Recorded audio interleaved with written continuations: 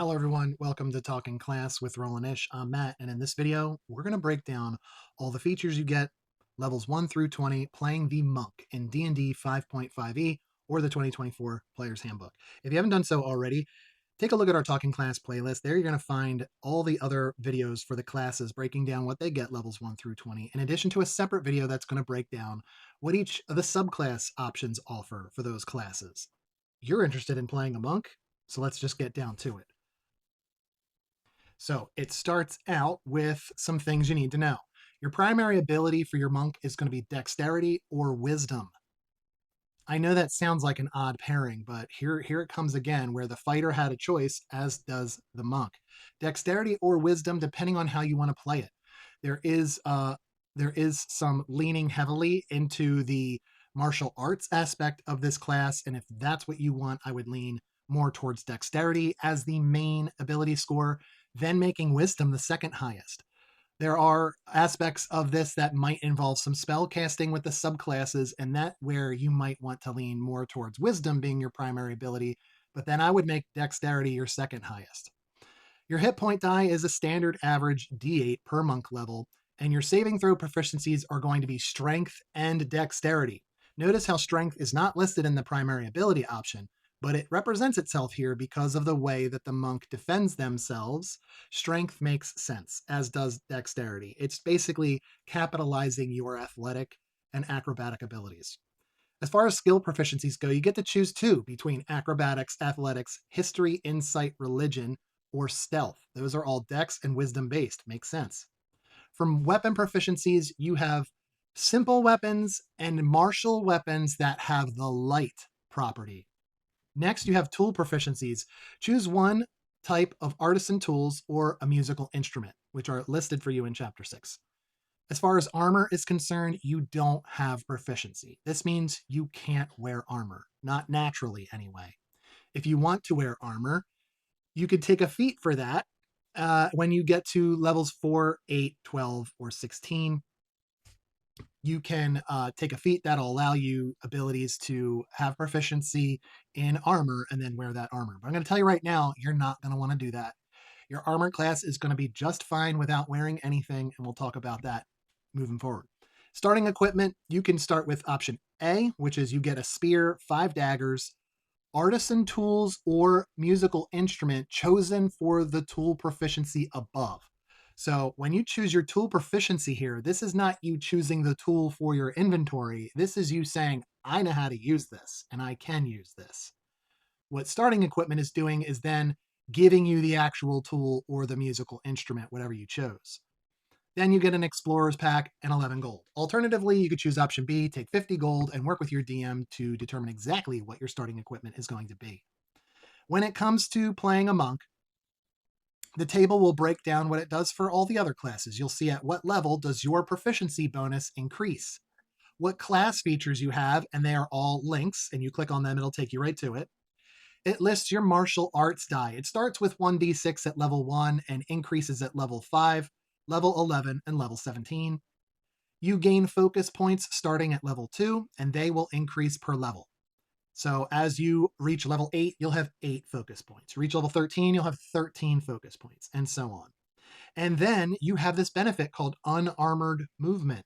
By not wearing armor, your speed increases significantly. Once at level 2 by 10 feet, again at level 6 by 15 feet, and again at level 10, 20 feet. 14, 25 feet. Level 18, 30 feet. Level 18, your speed is a 60 naturally before you dash. So we're going to talk about all these things. Level 1, your feature you get first is martial arts. This means you have mastery of combat styles that use your unarmed strike and monk weapons.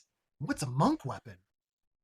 Any simple weapon or martial weapon that has the light property, like a staff or a club, dagger. I think short sword has the light property, things like that. Those are considered monk weapons. So where this comes into play is the features that come with the martial arts, which is bonus unarmed strike. You can make an unarmed strike as a bonus action. So you could take an action to attack right here at level 1. Bonus action, unarmed strike, or headbutt, or kick, or roundhouse. Insert move here. But being able to do another attack, albeit an unarmed strike, right at level 1 is pretty darn cool. Your martial arts die is going to be 1 die 6 in place of the normal damage of your unarmed strike or monk weapons. For example, unarmed strike is usually just strength based and there is no die. It's just whatever your strength modifier is, that's how much damage you do. So if your strength modifier is a 3, you do 3 damage when you connect on an unarmed strike. But not for you as a monk. You get a 1d6, increasing the damage output potentially. Or your monk weapons. So say you're holding a dagger as a monk weapon. A dagger is a d4. You could substitute 1d6 here because of the martial arts die feature. You also get dexterous attacks. You could use your dexterity modifier instead of your strength modifier for the attack and damage rolls of your unarmed strike. Remember, it's strength based for everybody else. So rather than you using your strength modifier, you get to use your dex modifier instead. So that again is going to increase the likelihood of you hitting and your damage output because you're likely going to make your first or second highest ability your dexterity. In addition, whenever you use the grapple or shove option of your unarmed strike, you can use your dexterity modifier instead of the strength modifier to determine the save difficulty class or the save DC. This is really important at level 1. It seems like, reading through the book, you're like, oh, I can't really use many weapons and I don't have any armor. This sucks. I'm going to get my butt kicked. Wrong. This is defending yourself in a different way and using those abilities to fuel your attacks, not your brute strength. As we go on, I think this will become more revealing. Also at level 1, you get something called unarmored defense. When you're not wearing any armor or a shield, your base armor class equals 10 plus your dexterity and wisdom modifiers. So we talked about making one of them your number 1 and the other number 2. If you're using standard array, those modifiers are likely going to be something like a +3 and a +2, or maybe a +4 and a +3, depending on where you put the bonuses at character creation. So even still, even if you have modifiers that total 6, okay, that's a 16 armor class and you're not even wearing armor. If it's even higher than that, better. So I don't use standard array at my tables. I have roll 4d6 and drop the lowest. That's kind of how we work at our table, but either way, it's going to work out for you in the long run to not wear armor, so don't even worry about it. At level 2, you gain access to your Monk's Focus. It used to be called Ki back in the 2014 Player's Handbook. This is kind of like the magical energy or the life force that is flowing through you to fuel your abilities. It's essentially an expendable point system, just like some of the other classes have expendable things to them, like spell slots and Bardic Inspiration or Lay on Hands for a Paladin. You expend these points to enhance or fuel certain monk features. You start with 3 features that you know: Fury of Blows, Patient Defense, and Step of the Wind. When you expend a focus point, it is unavailable to you until you finish a short or long rest, at the end of which you regain all expended points. So don't feel the need to save them for later. Use them up. And if you're using them up in combat, do it. Okay? Do it almost every turn and where it makes sense, because you can always take a short rest after and you get them all back. So use them while you have them. Okay, so when you have a feature of your monk focus abilities that requires a saving throw, the difficulty class is going to equal 8 plus your wisdom modifier and your proficiency bonus. You add those together, that is the DC. That's the number your target has to meet or beat to succeed, to avoid the effect you're trying to put on them. Now, the 3 abilities that you have, here's how they are. If you expend a focus die, you can choose to use one of these 3 features. Fury of Blows. If you expend a focus point, you can make 2 unarmed strikes as a bonus action instead of the one you get at level 1. Remember, at level 1, you have an access to throw a unarmed strike as a bonus action. Fury of Blows actually doubles it. So by spending that focus point, instead of punching once, you could do it twice as a bonus action. That's a bonus action. That's not even counting your action itself, which you could take to attack. So it's just a way for you to add more. The fact that you're able to potentially hit something 3 times in a turn at level 2 is phenomenal. The other option is Patient Defense. You can take the disengage action as a bonus action, meaning you are no longer engaged with your former target, and now you can move away from them without provoking opportunity attacks. Alternatively, you can expend a focus point to take both the disengage and the dodge action together as the bonus action. So disengage, I want to get away from the person I'm fighting. I'm going to move away a little bit to not provoke opportunity attacks. And now I'm going to dodge. And the dodge action is so underutilized, but what it does is imposes disadvantage on attack rolls against you until your next turn. And if you're subjected to a dexterity saving throw in that time period, you get to roll advantage because you're dodging out of the way. You're being extra prepared until your next turn. Love that.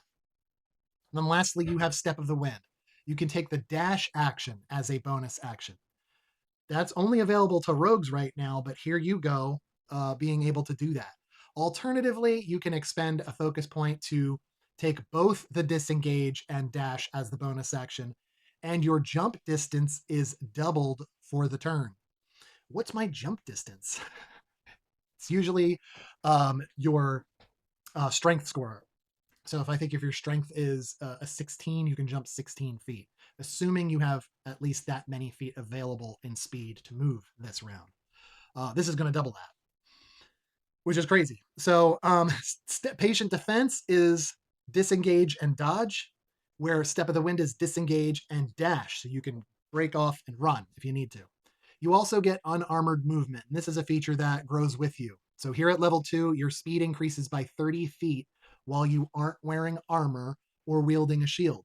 You probably don't need to because you're unarmored defense. Okay. So keep that in mind that, hey, if you're going to go for the armor and start wearing armor as a monk, that's your choice. You'll have to get a feat to be able to do that, but you're going to lose unarmored movement. And there goes your speed.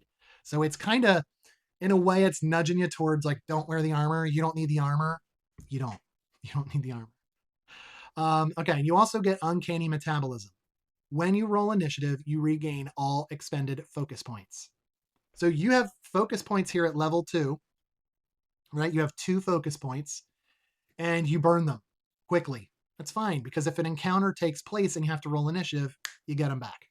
And this carries along with you. So at higher levels, when you have more focus points to use, you will likely have less of them because you're using them. Rolling initiative is going to give them back to you.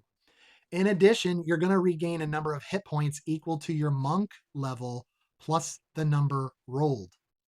So it's a way to really heal you. What was your initiative roll? Did you roll a 13 initiative? Cool, because your monk level 2 at level 2 plus that roll, you just healed that much or up to that much. That's crazy.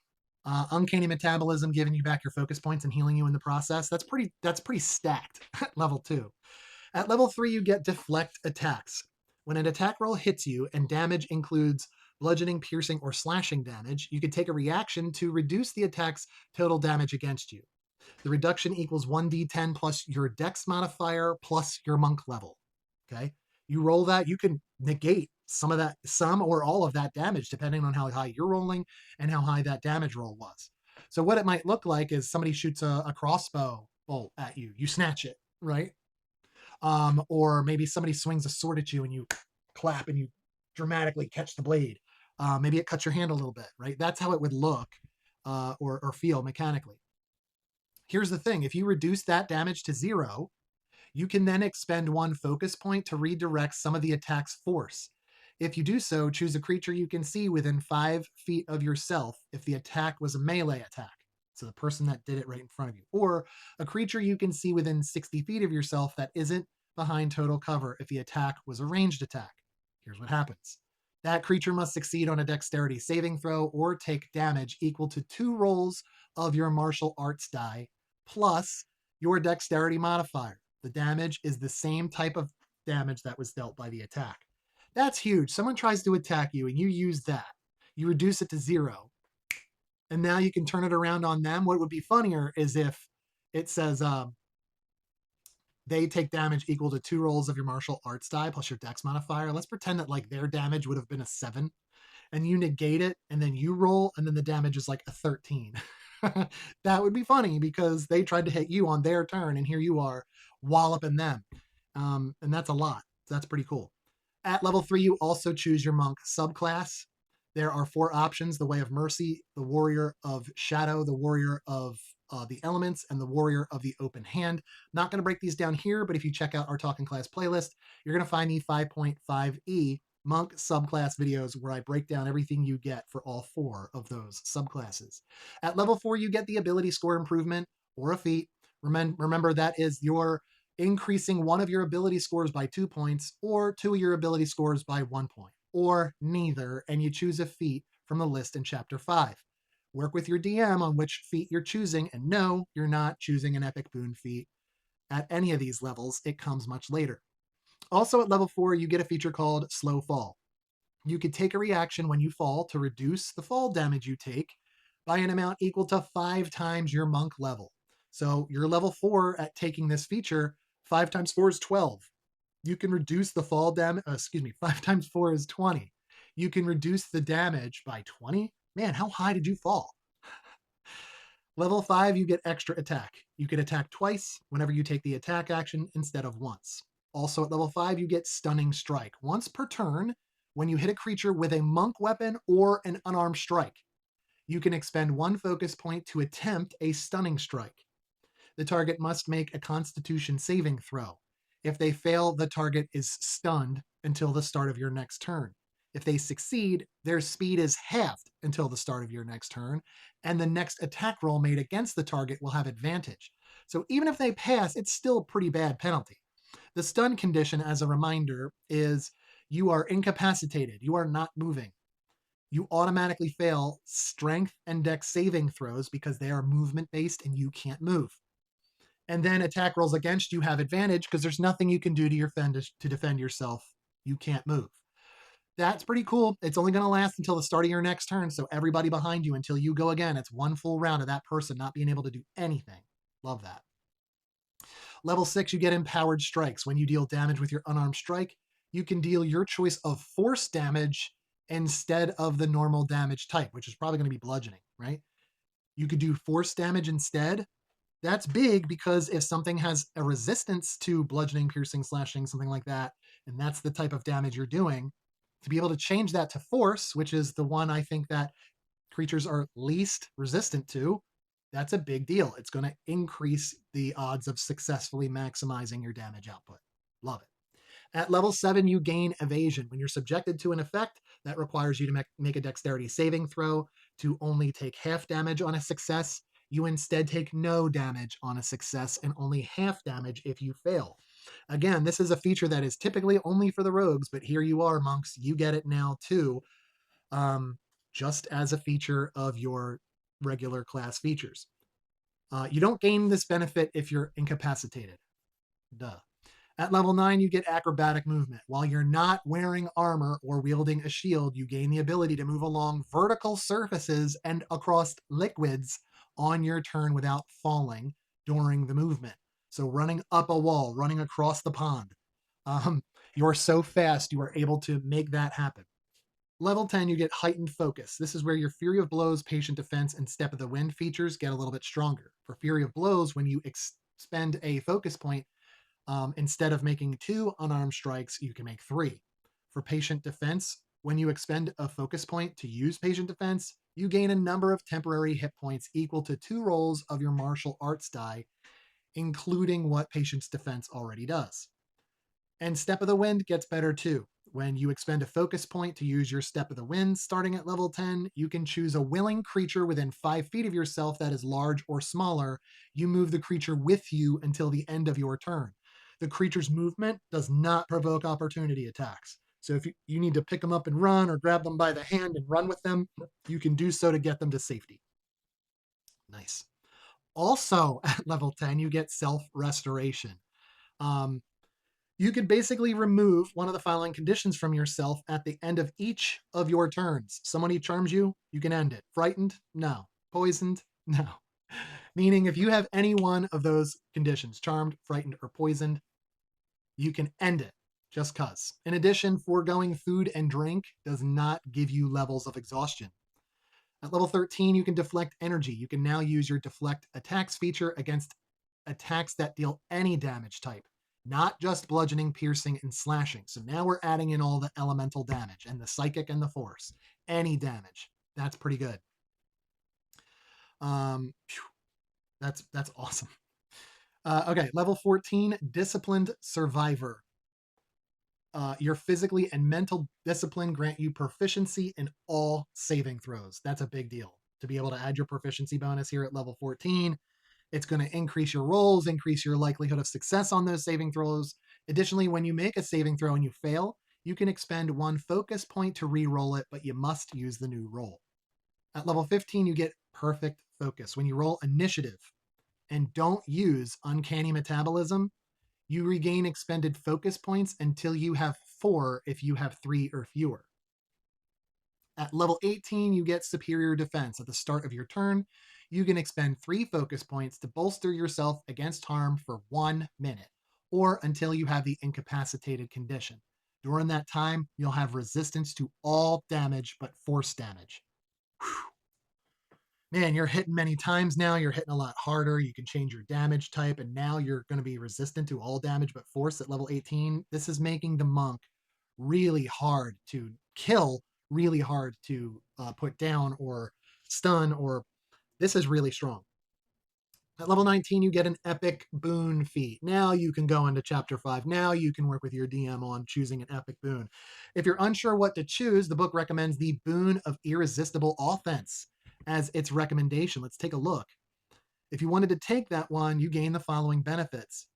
You can increase your strength or dex by a score of 1, so ability score increase to a max of 30. The max is 20. There are abilities and I think some features of magic weapons that could extend your maximum score beyond 20 in certain situations like that. This would stack on top of something like that. You overcome defenses. Bludgeoning, piercing, and slashing damage you deal always ignores resistance.